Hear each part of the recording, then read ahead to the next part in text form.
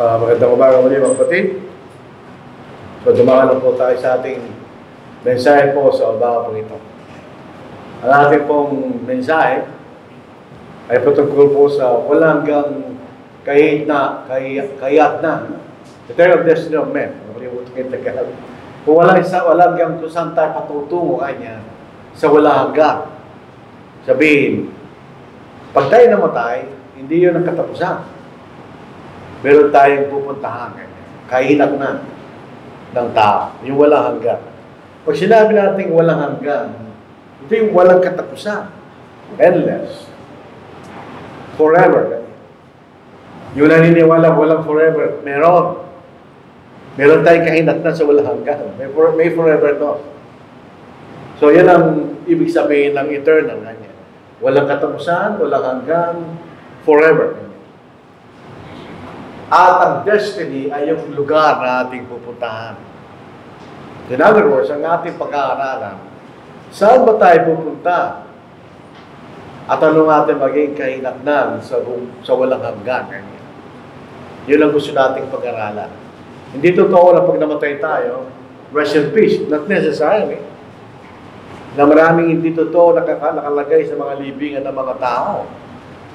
Kaya kailangan nating maunawaan para sa ating kapakanan. Saan ba tayo pupunta? Pagtatapos ng buhay na ito, at pagdating ng Panginoon, at tayo po ihukuman, saan tayo pupunta? Dalawa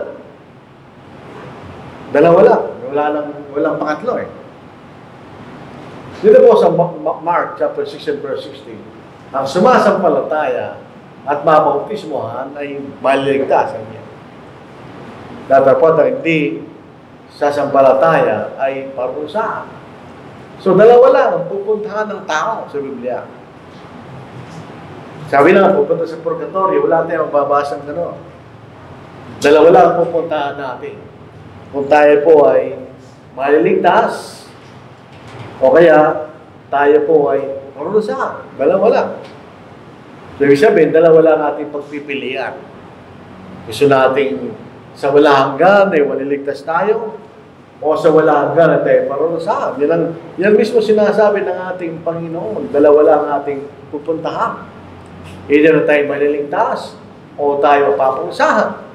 Dalawa lang. Wala nang iba. Walang gitna. Kung mayroong gitna, lahat ng tao pupunta sa gitna. Ganun lang nature ng tao. Pupunta tayo sa gitna. Kaso wala. Sino maliligtas? Ang maliligtas yung mga sumusunod sa kalooban ng Diyos. Dito po sa Mateo chapter 7, verse 21, sa Pilipinas, maliban po sa ilang porsyento ng mga Muslim, lahat tayo tumatawag sa Panginoon. Kahit ano pang paniniwala mo, tumatawag tayo sa Panginoon, lalo-lalo sa panahon na tayo nasa kapahamakan. Tatawag tayo sa Panginoon. Pero hindi sapat yung tumatawag. Hindi na masama na tayo tumawag sa Panginoon. Pero hindi sapat, basahin po natin. Hindi lahat ng nagsasabi sa akin, Panginoon, Panginoon, ay papasok sa kaharian ng langit. Kundi gumaganap ng kalooban ng aking Ama na nasa langit kanya. So sino yung maliligtas? Yung sumusunod sa kalooban ng ating Amang nasa langit. Sino yung parusahan? Yaong hindi tumataliman. Yung po sali po sa Tagalog, hindi po nila naisali sa wastong paraan. E dito po sa New King James, nasali po nila sa tamang paraan. Yung hindi sumusunod sa kalooban ng Diyos ay masama. Pero yung masamang sinasabi sa Tagalog, yun ang hindi sumusunod kanya. Maraming mga tao ang masusurprise sa uling araw ng uling paghukom ng ating Panginoon. Expected na sila yung maliligtas dahil sila sumunod, allegedly, o inaakala nila na sila sumunod sa Panginoon. Pero ang sagot na tatanggapin nila ay hindi yung inaasahan nila. Basahin natin. Ito. And then, I will declare to them, ganyan, I never knew you, depart from me, you will practice lawlessness. Yun ang masamang sinasabi sa Tagalog. Lawlessness. Lawless. Hindi ka sumusunod. Yung sa Tagalog kanya. At kung magkakailing pahayag ko sa kanila, hindi ko kayo kilala kailanman. Lumayo kayo sa akin, kayo man gumagawa ng kasamaan. O hindi kayo sumusunod kanya sa kalooban ng aking Ama nasa langit. Yan ang kabaliktaran doon sa verse 21. Sino ba ang maliligtas? Yung mga matuwid. Kung sinabi natin matuwid, tayo po yung sumusunod sa kalooban ng Diyos. Pag tayo sumusunod sa kalooban ng Diyos, ang ginagawa natin ay katwiran ng Diyos. Kaya tayo tinuturing na matuwid. Right. Tama. Ginagawa mo yung tama. Sa Matthew 25, verse 46, doon po sa araw ng paghuhukom, basahin po natin. Sino yung maliligtas? Ang mga iti mapupunta sa walang hanggang kaparusahan, ngunit ang mga matuwid kanya ay sa buhay na walang hanggan. So, sino yung matuwid? Yung nagpapailalim sa katwiran ng Diyos. Yung hindi matuwid, hindi ginagawa nila kailang sariling kalooban at hindi pinapansin ang kalooban ng Panginoon, malabay gumagawa ng mga bagay ng kalikuan, ganyan. Hindi sila papasok sa kaharian ng Diyos. Basahin po natin. Meron pong listahan dito na binanggit si Apostle Paul, yung pag ginagawa natin ito, hindi tayo papasok sa kaharian ng Diyos. Basahin po natin. Ito mababasa natin. Hindi mo nyo nalalaman na mga masasamang tao ay hindi magmamana ng kaharian ng Diyos. Huwag kayong padaya, mga mapagkapit, mga sumasama sa Diyosan, mga makalunya, mga pabinabae, mga nakikapit sa kapwa lalaki, mga magnanakaw, masasakim, mga maglalasing, mga mapagmura, o mga magagancho, hindi magmamana sa kaharian ng Diyos. Kanya. So, pag ginagawa natin mga bagay na yun, hindi tayo matuwid. Hindi tayo magmamana ng kaharian ng Diyos. Tingnan po na sa English, ano po? Do you not know that the unrighteous will not inherit the kingdom of God? So, ibig sabihin, yung mga hindi matuwid, unrighteous, hindi magmamana ng kaharian ng Diyos. So, sila mapaparusahan. Yung mga anak ng Diyos. Kung hindi kayo naniniwala kung may anak ng Diablo, kailangan niyong paniwalaan. Kung mayroong anak ng Diyos, definitely may anak ng Diablo. Otherwise, kung wala namang ganun, sasabihin lang niya, anak na niya. Pero meron siyang description, anak ng Diyos. Yung binasa natin kanina, doon po sa Galatians chapter 3, tayo po yung mga anak Diyos sa pamamagitan ng pananampalataya, sabi dito. Sapagkat kay Kristo, kayong lahat ay mga anak ng Diyos sa pamamagitan ng pananampalataya, sapagkat ang lahat na sa inyo ay na binautisman kay Kristo ay binis si Kristo kanya. So tayo mga anak ng Diyos. Sa kabilang banda, may mga anak ng Diablo. So may mga anak ng Diyos. So in other words, hindi lahat ng tao ay anak ng Diyos. May mga ilan na anak ng Diyos, may mga ilan na anak ng Diablo.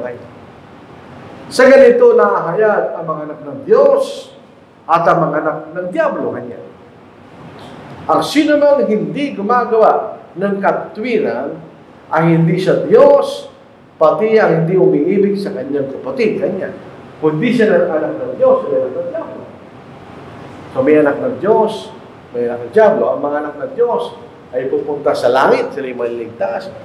Siyempre, mga anak ng Diablo, hindi sila maliligtas. Yung nasa iglesia ng ating Panginoon ay maliligtas. Dahil na yun ang ililigtas ng Panginoon pagdating niya. Dito basahin po natin. Sa Efeso chapter 5, verse 23. Ito ang ating mababasa. Sapagkat ang asawang lalaki ang ulo ng asawang babae. Hindi po mga lalaki ang nagsabi nito, kundi ang Panginoon si Apostle Paul sa pamamagitan ng Espiritu Santo. Sapagkat ang asawang lalaki ang ulo ng asawang babae, gaya ni Kristo ang ulo ng Iglesia, na siya ang tagapagligtas ng katawan. Yung katawan ay walang iba kundi Iglesia ng Panginoon. Siya ay tagapagligtas ng Iglesia kanya. So lahat ng mga tao sumunod sa Ebanghelyo at nagpatuloy sa katapatan sa Diyos ay ililigtas ng Panginoon. Sino mapaparusahan? Yung mga nasa sanglibutan in the world. Ginagawa ang gawa ng sanglibutan. Hindi sila maliligtas. So, dalawa, makita nyo. Kung nasa iglesia ka, ginagawa mo kalooban ng Diyos, kalooban ng ating Panginoon, na ipinayag ng Espiritu Santo, okay, maliligtas. Kung ikay nasa sanglibutan, hindi ka maliligtas. Basahin po natin. At ito ang pangako ng kanyang ipinangako sa atin, ang buhay na wala hanggan. Isinusulat ko sa inyo ang mga bagay na tutungkol sa mandaraya sa inyo. Dito po sa, sino po yung mga sinasabing mandaraya, yung gumagawa ng kalooban ng sanglibutan. Dito po sa 15. Huwag niyong ibigin ng sanglibutan. Yung mga bagay na nasa sanglibutan. Ang pag-ibig ng Ama ay wala sa sino mang uibig sa sanglibutan. Sapagkat ang lahat na nasa sanglibutan, ang masamang pagnanasa ng laman, ang pagnanasa ng mga mata, ang pagmamata sa buhay, ay hindi mula sa Ama, kundi sa sanglibutan. Ganyan. So, ikaw ginagawa mo yan, hindi nasa sanglibutan. Hindi ka maliligtas. So, dalawang grupo lang kay tao. Dalawang pupuntahan. Yung maliligtas at yung mapaparusahan sa walang hanggan. Mabuti pa sa lupa, ang pinakamatagal na kaparusahan ay buhay. Pero hindi nangyayari yan, mga puti. Pag masyado ka lang matanda, palalayain ka na ng gobyerno. Dahil on the basis na hindi ka nagagawa ng masama, matanda ka lang eh. Kahit life sentence pa yan, pauwi ka nila. Unless otherwise, triple life sentence yan. Pero kung isang life sentence, pauwi ka na lang, matanda ka na. Pero hindi sa Diyos. Ito yung walang hanggang kaparusahan, ang the other, ito yung walang hanggang kaligtasan.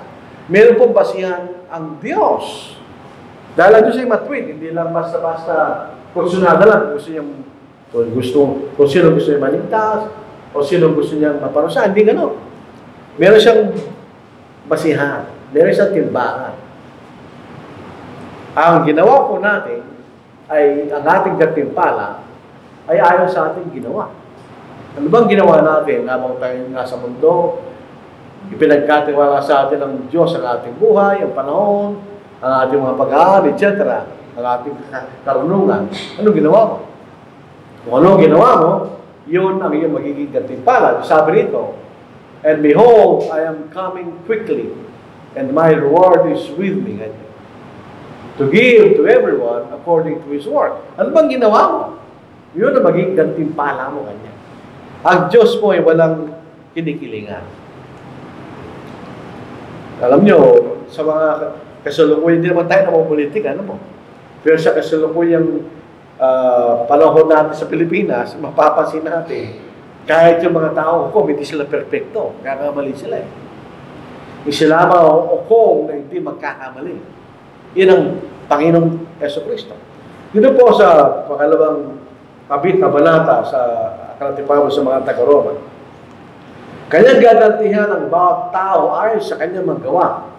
Sa kanila na sa pamamagitan ng pagtsatsaga sa mabubuting gawa. So, hindi madali.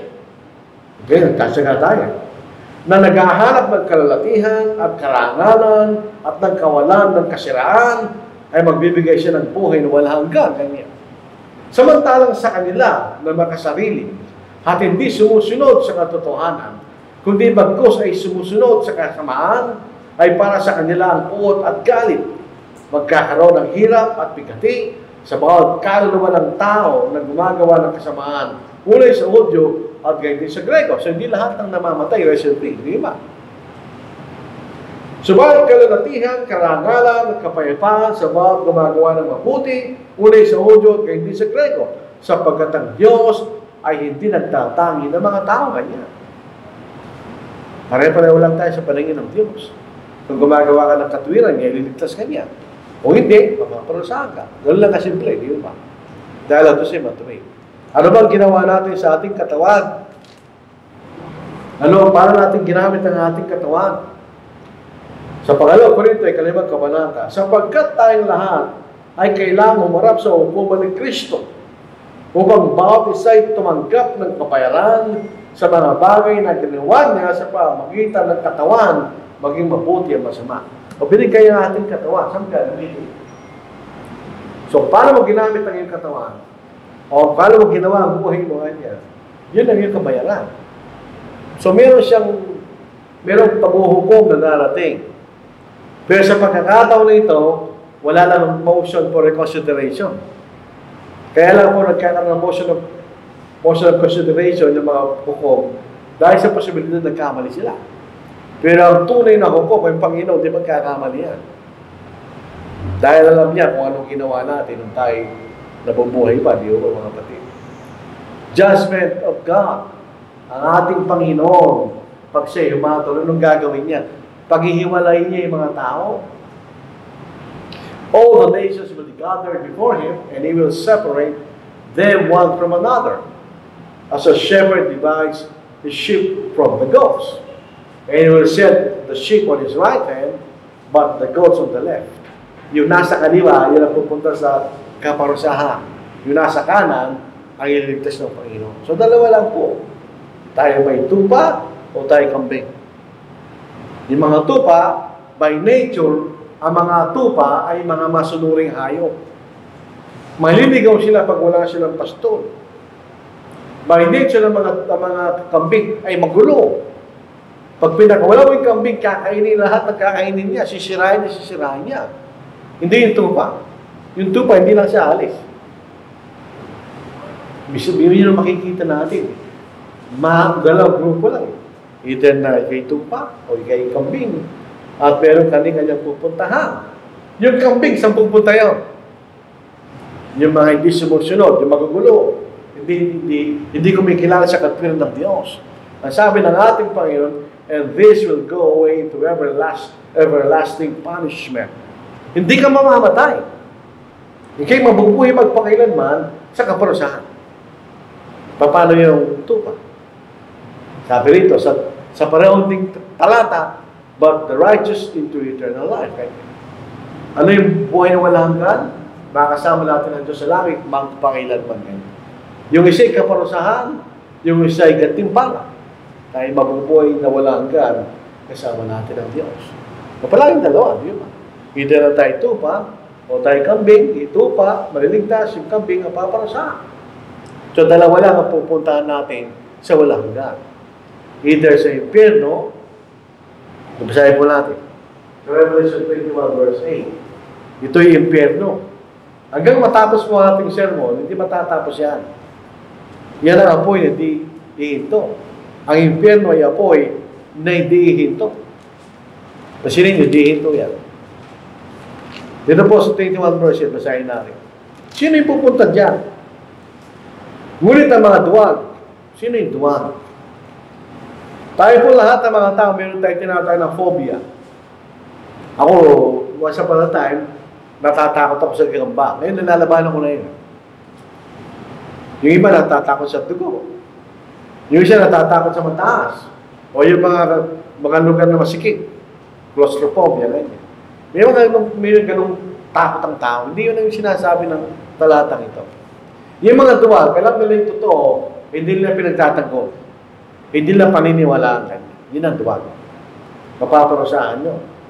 Sa mga hindi mananampalataya, mga karmadumal, mga mamatay tao, mga mapakyapid, mga magkukulang, so totoo ay magkukulang, mga sumasama sa mga Diyos-Diyosan, at sa lahat ng mga sinungaling, ang kailang bahagi ay sa lawa, nagliliyab, sa apoy tasupre, kasi kalawang kamatayan. Yung kalawang kamatayan, ibig sabihin, yun ang eternal separation from God. Ika'y pupunta sa impyerno. On the other hand, yung maliligtas, pupunta sa langit. Basahin po na sa ika-4. At papahirin niya ang bawat luha sa kailang mga mata. At hindi na magkakaroon ng kamatayan. Hindi na rin magkakaroon pa ng pagdadalamhati o ng pagtangsman o ng kirutman sapagkat ang magunang bagay ay lumipas. Yun ang langit. Wala na tayong problema doon, wala tayong stress doon, wala na. Lahat ng mga bagay na pinaghirap, bibigay sa atin ng hirap, pagkiro, sakit, wala na. Hindi na tayo kailangan maghanap buhay doon. Wala lang stress sa buhay. Yun ang langit. Sa impyerno, yun ang eternal stress. Wala kang kapahingahan dyan. Araw at gabi, doon ka sa nagliliyab na apoy, ito suprihan. Dalawa lang, pupunta natin. Pagka tinanong mo yung tao, ang kanyang natural answer, ayaw ko maparusahan kanya. Yun ang sasagot niya sa'yo. Pero pag sinabi mo ang paraan para huwag siya mapunta ron, hindi naman niya gagawin. Pag-iisipan ko muna. Paano mo pag-iisipan kung napunta ka na doon? Wala ka na magagawa. So bago tayo mamatay, dapat napag-desisyon na natin yan. So either napupunta ka sa impyerno, o pupunta ka sa langit. Tayo binigyan ng isip ng Diyos. Binigyan tayo ng kapangyarihang pumili na naman bagay na gusto nating gawin o puntahan. So kung ano pipiliin mo, yun ang ibibigay sa'yo ng Diyos. Kung sumaparusa sa impyerno, eh di mo pabayaan na. Ngayon, tignan po natin. Ano ba yung impyerno? Sabi rito, the lake of fire. Binasa natin kanina. So, sa Revelation 28, verse 10, verse 14, sila ibubulit sa lawan naglilib na puweta. So, magpakailan naman. Yung Diablo at yung Satanas na tumahay sa mga tao. Ito po yung pugon ng apoy, furnace, kanya. Nakakita na kayo gumagawa ng tinapay noong unang panahon. Hindi wala pa yung mga oven. Pugon ka nila eh. Pag pumasok ka roon, pangako ko sa iyo, masakit. Hindi ka mamamatay. Eh, pugon pa lang yun.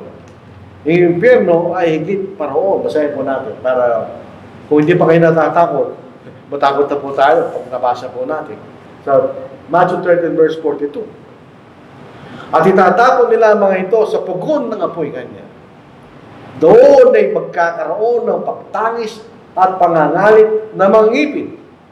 Nung tayo sa verse 15. At itatapon sila sa pugon ng apoy, doon ay magkakaroon ng pagtangis at pangangalit na mga ngipin. Ganyan. Alam po yung mga lalaki, kahit nasasaktan niya sa, hindi umiyak yan. Kuwasa pa na tayo, tutulog ako, tapos bigla akong namulikat. Kala nung umiyak ka, kaya ka, ganun lang natin. Ganun na pangalit ang ngipin. Pag nandun tayo sa impyerno. Ito po ay nagdidigas na apoy. Yung apoy lang, masakit na yun. Paano po yung nagdidigas? Mainit yan, mga kapatid. Basahin na sa unang pangalan Thessalonica. At kayong mga pinahihirapan ay bigyan ng kapayangahang kasama namin sa pagkapahayag ng Panginoong Yesus mula sa langit, nakasama ang kanyang mga makapangyarihang head, na nasa nagliliyab na apoy na magbibigay ng parusa sa mga hindi kumikilala sa Diyos at sa mga hindi sumusunod sa Ebanghelyo ng ating Panginoong Yesus at ang mga hindi tatanggap ng kaparusahan walang hanggang pagkapuksa at palalayasin sa harapan ng Panginoon at mula sa kalalatian ng kanyang kalakasan sa nagliliyab na apoy. Ito'y sinabi na John the Baptist na bautismo sa apoy. Yung mga hindi maniniwala, sila po ay ilulubog sa apoy. Yun ang impyerno.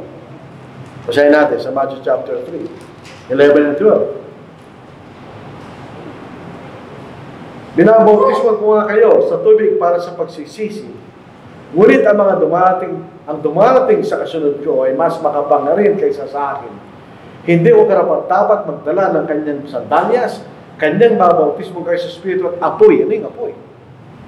Nasa kamay niya ang kanyang kalaykay at lilinisin niya ang kanyang giikan, titipunin niya ang kanyang trigo sa kamalig, ngunit subalit ang iba ay susunugin niya sa apoy na hindi mapapatay. Ganyan. Yan ang impyerno. Kasi lilinisin niya ang kanyang yung kanyang kamalig kanya. So yun, siyempre yung mga mapapakinabangan at hindi mapapakinabangan, susunugin ganyan. Ito po sa Mark chapter 9, 43-48, unquenchable fire. Dito po sa mundo, pag merong sunog, may tubig. Pwede mo patayin yung apoy. Sa impyerno, hindi. Actually, di natin alam kung anong klaseng apoy yun, mga kapatid. Pero say, apoy. Hindi apoy na hindi mapapatay. Masahin po na sa verse 43. Kung ang kamay mo ay makapagpatisod sa iyo, putulin mo ito, mas mabuti pa sa iyo pumasok sa buhay na baldado kaysa may dalang kamay at papunta sa impyerno sa apoy na hindi mo papatay. Unquenchable fire. Inulit lang po sa verse 48. Apoy na hindi mo papatay. Binasa sa Revelation 21 verse 8, apoy at supre.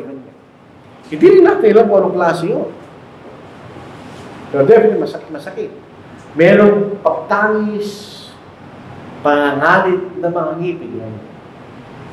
Sa Matthew 8:12, 13, 14. Basahin lang po natin isa, dahil pareho lang po sinasabi niya. Sa Matthew chapter 8, verse 12, mapakalungkot na makarating tayo doon. Ngunit ang mga anak ng kaharian tatapon sa kadiliman nasa labis, nasa labas, doon nga pagtatangis ng pangangalit na mga ngipin. Nilang masakit. At itong lugar na ito ay nihanda para sa Diablo. Yung pong kaisipan na namana natin sa ating mga ninuno na ang Diablo raw ay hari sa impyerno. Hindi totoo yun. Hindi siya hari doon. Yung lugar na yun ay nihanda para sa kanyang kaparusahan. Basahin po lang sa verse 41. Pagkatapos sasabihin niya sa mga nasa kaliwa, lumayo kayo sa akin, kayo mga sinumpa, doon kayo sa apoy na wala hanggan na nihanda sa Diablo at sa kanyang mga anghel. So mga kasama mo Diablo doon, pareho-pareho lang kayo mapaparusahan. Dito po ay isang lugar na apoy, pero madilim. Dito po sa ating pisikal na buhay, apoy man, maliwanag yung pag may apoy. Lalo na noong grade 1 po ako, nagkaroon ka ng bonfire. Cub Scout ako nun. Sinunog nila yung mga dala-dala na yung mga kawaya, tapos nagkaroon ng bonfire. Eh maliwanag. Pero dito sa impyerno, ito'y apoy, pero madilim. At ang alipig walang pakinabang ay tatapon nyo sa kadiliman sa labas. Doon ay magkakaroon ng pagtangis at pangalit na mangilip. Ano yung larawan ng impyerno? Ito ba isang lugar na maganda? Pleasant place? Or very unpleasant place? Pag binasa po natin yan, ayaw natin pumunta yan. Walang bombero dyan, hindi nila mapapatay ang apoy. So wala hanggang ka nandoon, nagsisimming sa apoy. Gano'n kasakit yun? Hindi ka mamamatay. Buhay ka doon, wala hanggang buhay sa kaparusahan. Yun, sisigawan na lang dyan. Magpakailanman, walang katapusan. Forever. Sasabi ko siya may forever eh. Forever na kaparusahan. Yan ang tinatawag niya ng impyerno. Hell. Ang langit. Dito po sa English, mas gusto ko masahin niya. Sa John chapter 14. Although ibig lang sabihin ng mansion ay dwelling place. Pero pasinin po natin, kung ang mga tao kaya nilang gumawa ng isang bahay na maganda, mansion, lalo ng Diyos. Sa John chapter 14 verse 2 kanya, in my Father's house are many mansions. Pag in-imagine natin yung mansion, ito yung magandang lugar. If it were not so, I would have told you, I go to prepare a place for you. Yun ang langit. Ito ay isang magandang lugar. Mansion, kabo sa English. Dito po sa langit, binasa natin kanina, wala nang papainay ng luha sa bawat mga mata. Wala nang kamatayan, o magdadalamati, o pag-iyak, o sakit. Rest. Yun ang tinatawag rest. Rest and peace. Yun ang langit.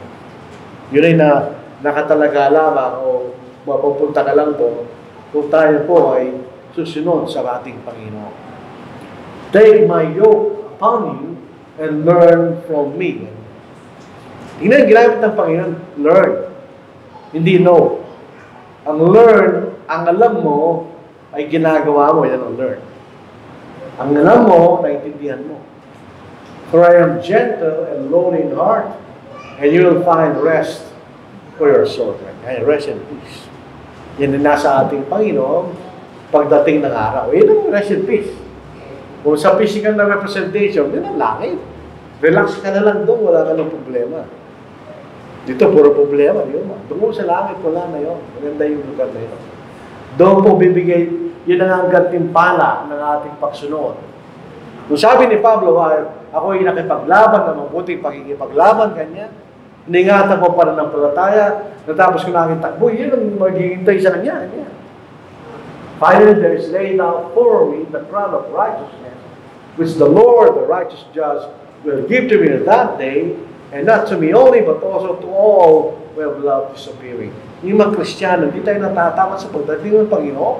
Yun ang hinihintay mo eh. Yung mga tagsang kalibutan, ang natatakot pagdating po ng ating Panginoon. Ito yung manang wala hanggan, to an inheritance, incorruptible, hindi masisira, undefiled, and that fadeth not away, reserved in heaven for you.